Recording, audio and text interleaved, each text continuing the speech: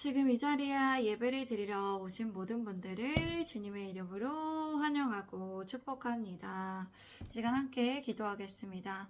거룩하신 하나님 감사드립니다. 이 시간 함께 예배 드릴 수 있도록 인도하여 주시는 주님의 참 크신 은혜 감사드립니다. 하나님 이 예배를 온전히 기쁘게 받아주시옵소서. 하나님께 온전히 영광을 올려드립니다. 주님만을 높입니다. 하나님 기쁘게 받아주시옵소서. 하나님의 말씀을 듣는 우리에게 하나님의 은혜와 지식과 지혜를 더하셔서 하나님의 말씀을 듣고 깨닫기를 원합니다. 순종하기 원합니다. 주님 도와주시옵소서. 인도하여 주시옵소서. 주님 통치하여 주시옵소서. 다스려 주시옵소서. 주님께 모든 것을 맡겨드리며 이 모든 말씀 우리 구주 예수 그리스도의 이름으로 기도드립니다. 아멘. 오늘 설교의 주제는 하나님의 나라는 성령 안에 의와 평강과 희락입니다. 하나님의 나라는 성령 안에 의와 평강과 희락입니다. 로마서 14장은 본질적으로 하나님의 나라가 무엇인지를 전해주고 있습니다. 당시 초대교회에서는 믿음이 강한 자와 약한 자 사이에 많은 문제가 발생하였습니다. 바울은 이에 대해 믿음이 강한 자와 양보와 간용의 미덕을 발휘하여 약한 자를 용납하고 그리고 서로 이해와 존중 사이에 이해하고 협력하려고 배려하고 인정하면서 덕을 세우는 일에 그리스도의 몸된 교회를 세우는 일에 집중할 것을 전하였습니다. 제가 1절과 4절까지의 말씀을 읽겠습니다. 믿음이 연약한 자를 너희가 받되 그의 의견을 비판하지 말라. 어떤 사람은 모든 것을 먹을 만한 믿음이 있고 믿음이 연약한 자는 채소만 먹느니라. 먹는 자는 먹지 않는 자를 업신 여기지 말고 먹지 않는 자는 먹는 자를 비판하지 말라. 이는 하나님이 그를 받으셨음이라. 남의 하인을 비판하는 너는 누구냐? 그가 서 있는 것이나 넘어지는 것이 자기 주인에게 있음에 그가 세움을 받으리니 이는 그를 세우시는 권능이 주께 있음이라. 아멘. 교회에 믿음이 연약한 자들이 늘 있을 수 있습니다. 그러면 그 연약한 자에 대해서 받아들일 수 있어야 하는 것이죠. 우리가 그의 의견에 대해서 비판하지 말아야 합니다. 또 서로가 다르다는 것을 인정할 수 있어야 합니다. 어떤 사람은 모든 것을 먹을 만한 믿음이 있을 수 있고 믿음이 연약한 자는 채소만 먹을 수 있습니다. 먹는 자는 먹지 않는 자를 업신 여기지 말아야 하고 먹지 않는 자는 반대로 먹는 자를 비판하지 않아야 합니다. 그러니까 이러한 부분에 대해서는 우리가 논쟁이 없는 시대를 살아가는데 우리가 여러 가지 믿음이 약한 자와 강한 자 사이에 다른 의견들이 있다는 것이죠.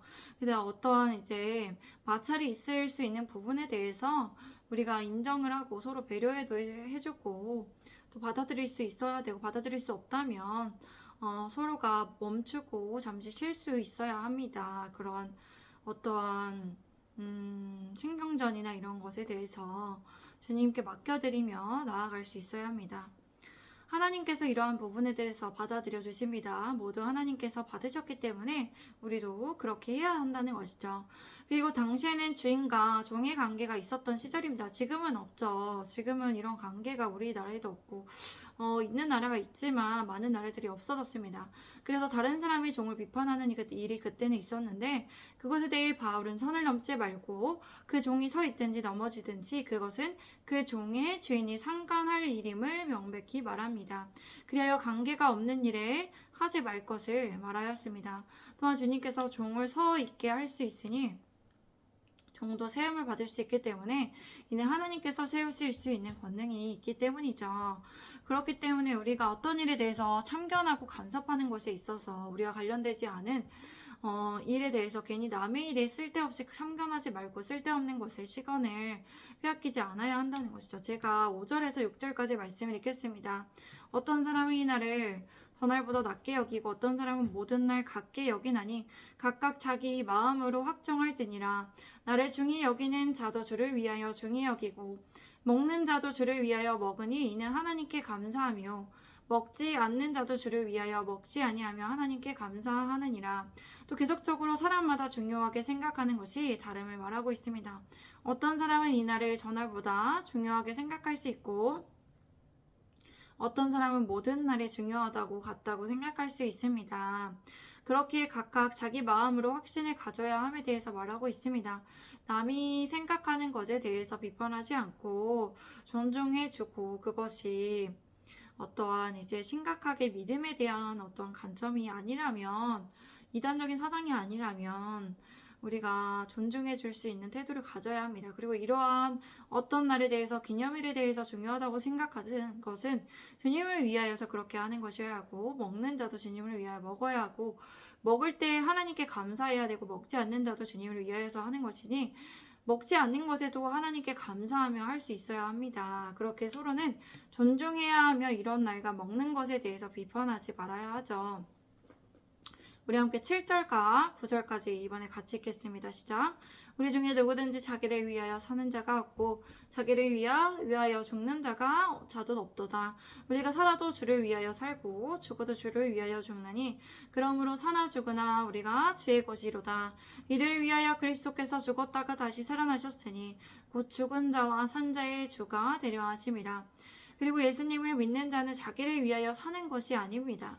우리의 옛사람은 예수님과 함께 십자가에 못 박힌 것이죠. 죄의 몸이 죽어 다시는 우리가 죄에서 종노릇 하지 아니하려는 것입니다. 우리는 그리스도와 함께 죽었기 때문에 예수님께서 다시 살아나신 것처럼 우리와 함께 살 줄을 믿어야 하는 것이죠. 우리는 이미 죄에 대해서는 죽은 자, 그리고 그리스도 예수 안에서는 하나님께 대하여 살아있는 자로 여겨야 하며 살아가야 합니다. 그렇기 때문에 우리는 자기를 위하여 죽는 자도 없고 우리는 살아도 주를 위하여 사는 것입니다. 죽어도 주를 위하여 죽는 것이죠.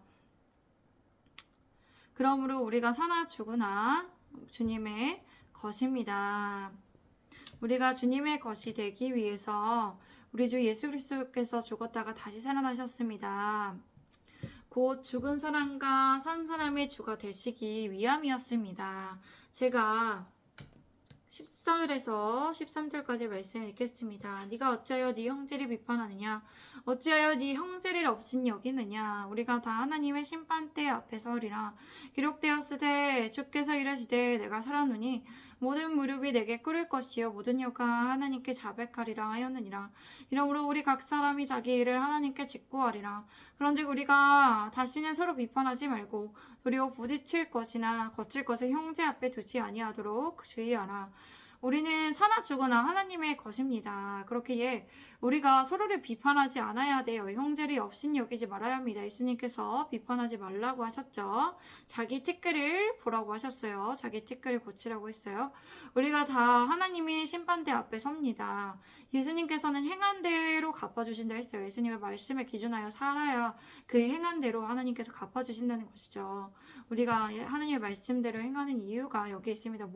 구원받았다고 우리가 마음대로 살지 않는 이유가 예수님께서 말씀하셨듯이 하나님께 하나님 앞에 심판대에 서서 우리가 행한 대로 갚아주시는 분이시기에 우리가 죄를 지었던 것에 대해서 우리가 하나님 앞에 무릎을 꿇고 하나님 앞에 다 자백하게 되고 아뢰어야 한다는 것이죠.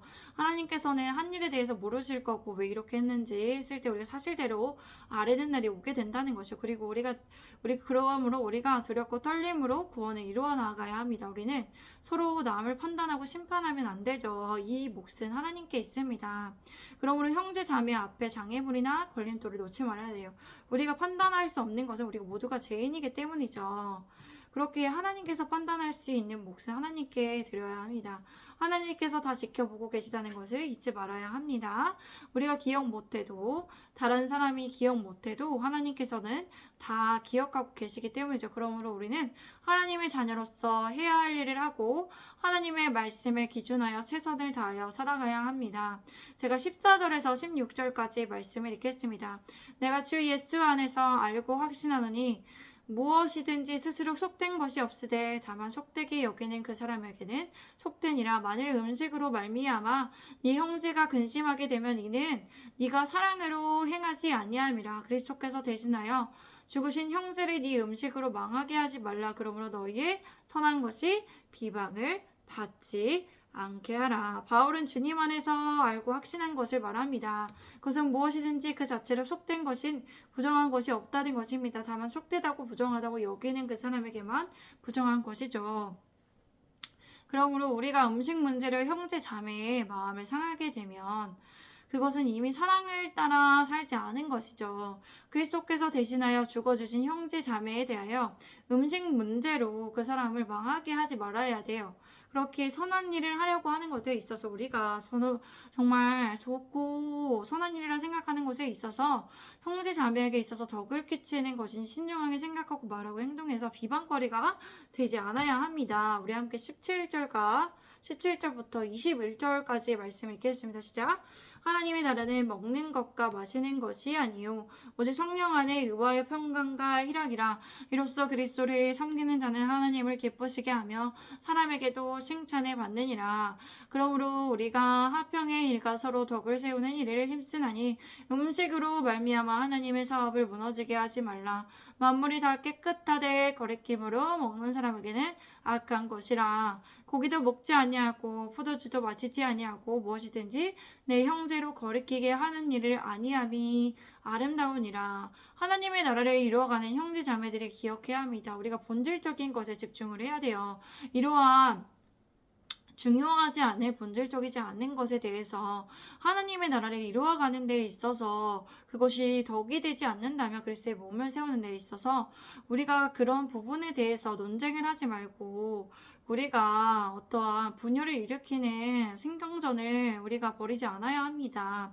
모든 사람들이 먹고 마시고 먹고 살려 하는 것에 있다는 말이 있는데 먹고 살려고 하지 고생하지.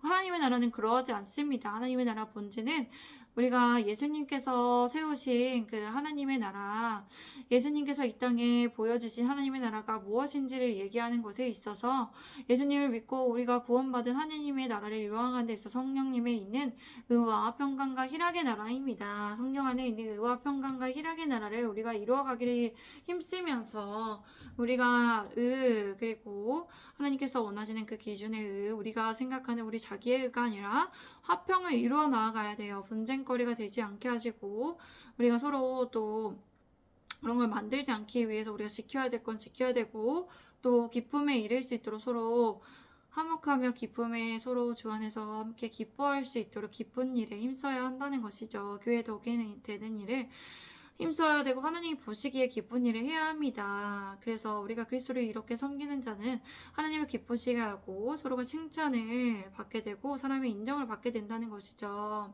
화평을 도모하는 일 그리고 덕을 세우는 일에 힘써야 됩니다. 서로에게 유익이 되는 일을 해야 돼요. 서로의 회의 또는 대화를 하다가 서로의 의견이 달라서 언성이 높아지기도 하는데 이럴 때 어떻게 해야 될까요?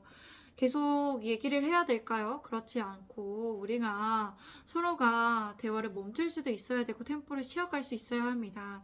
그리고 서로의 단점을 보지 않고 장점을 보고 칭찬을 해주어야 하는 것이죠. 서로의 단점에 대해서 조용히 기도해주거나 또 서로 친한 사이가 된다면 따로 진중한 마음으로 권면을 해주어야 한다는 것입니다. 또 기다려주기도 하고 교회 질서에 맞게 어려운 부분은 대처를 할 수 있어야 합니다. 그리하여 서로에게 유익이 되는 방법을 찾고 이루어 나아가야 합니다. 20절에 하나님께서 이루어 놓으신 일에 대해서 음식 때문에 망치는 일이 없도록 해야 돼요. 모든 것이 다 깨끗하나 어떤 것을 먹음으로써 남을 넘어지게 하지는 말아야 합니다. 다른 사람을 넘어지게 한다면 그것은 해로운 일이 되기 때문이죠. 21절에 먹고 마시는 것에 있어서 형제 자매를 넘어지게 하는 어떤 일도 하지 않아야 된다는 것입니다. 서로 어려워하는 부분에 있어서 조심하고 배려할 수 있어야 한다는 것입니다. 우리 함께 22절에서 23절까지의 말씀을 읽겠습니다. 시작. 네게 있는 믿음을 하나님 앞에서 스스로 가지고 있으라. 자기가 옳다 하는 바로 자기를 정죄하지 아니하는 자는 복이 있도다. 의심하고 먹는 자는 정죄되었나니 이는 믿음을 따라 하지 아니하였기 때문이라. 믿음을 따라 하지 아니하는 것은 다 죄니라. 그리고 우리가 하나님 앞에서 스스로 가지고 있는 믿음을 계속 지킬 수 있어야 합니다. 믿음이 약하기 때문에 우리가 그것이 제한되어 있다고 하더라도 본인이 하나님과 사이의 믿음을 지키려고 했던 것을 의심할 필요는 없어요. 그 확신과 믿음은 하나님께서 인정을 해주시기 때문에, 그렇기 때문에 우리가 옳다고 생각하는 일을 하면서 우리 스스로를 정죄할 수는 없습니다. 정죄하지 말아야 돼요. 믿음의 소신으로 행했기 때문에 하나님 앞에서 확신하며 행했기에 행하는 그런 사람이 복은 있습니다. 그런데 의심을 해요. 그 의심하는 상태에서 먹는 사람이 이미 정죄를 받는 거나 다름이 없어요. 이 말의 뜻은 어떤 행위에 대해 그것이 바르다는 확신이 없는 상태에서 자신의 양심과 판단에 의심이 서는 상황에 있을 수 있는데, 다른 사람을 향한 의심이 있는 상태일 수 있는데 혼란스럽고 복잡스러운 상태에서 행동한다면, 그럴 때는 행하는 것이 아니라 기도하고 분별을 해야 합니다. 신중하게 시간의 여유를 가지고 조급하지 않고 우리가 릴렉스하는 마음으로 또 충분한 시간을 가져야 돼요. 그것은 믿음에 근거한 것이 아닐 수 있죠. 믿음에 근거하지 않는 것이 다 죄가 될 수 있습니다. 우리는 행위에 있어서 예수 그리스도를 믿는 믿음에 근거하여 행동해야 한다는 것입니다. 그렇기 때문에 우리 사랑하는 성도분들이 하나님의 나라를 이루어 가시기 바랍니다. 성령 안에 있는 의와 일합과 화평의 나라를 어떻게 이루어갈 수 있는지를 믿음에 하나님의 자녀로서 하나님 보시기에 뭐가 기쁘신지를 생각하면서 신중하게 고려하고 그렇게 맞게 행해서 하나님께 영광이 되고 사람에게도 칭찬을 받을 수 있어야 합니다. 그렇게 하나님의 나라를 확장해 나아갈 수 있습니다. 우리 함께 이 시간 기도합니다. 거룩하신 하나님 감사합니다. 하나님의 나라는 먹고 마시는 것이 아니라 성령 안에 있는 의와 일합과 화평의 나라입니다. 그러므로 우리가 하나님의 나라를 이루어갈 수 있기를, 또 우리가 서로 분쟁하지 않고 분해하지 않고 서로 언성을 높이지 않고 서로 예민하게 굴지 않고 서로가 화평을, 서로에게 유익이 되는 방향을 선을 이루어 나아갈 수 있기를 원합니다. 하나님 도와주시고 함께하여 주시고 우리가 하나님의 나라를 확정하는 데 있어서 늘 하나님께 영광이 되고 사람에게도 칭찬받을 수 있는 그런 일을 할 수 있게 도와주시옵소서. 그렇게 결단합니다. 주님 인도하소서. 주님 선한 길로, 은혜의 길로, 거룩한 길로 인도하소서. 주님 사랑합니다. 예수 그리스도의 이름으로 기도드립니다. 아멘. 감사합니다. 오늘도 주일날 모두 수고 많으셨고요. 우리 내일도 월요일인데 내일도 힘차게 주님 안에서 살아가시기 바랍니다. 하나님의 나라를 생각하며 살아가시기 바랍니다.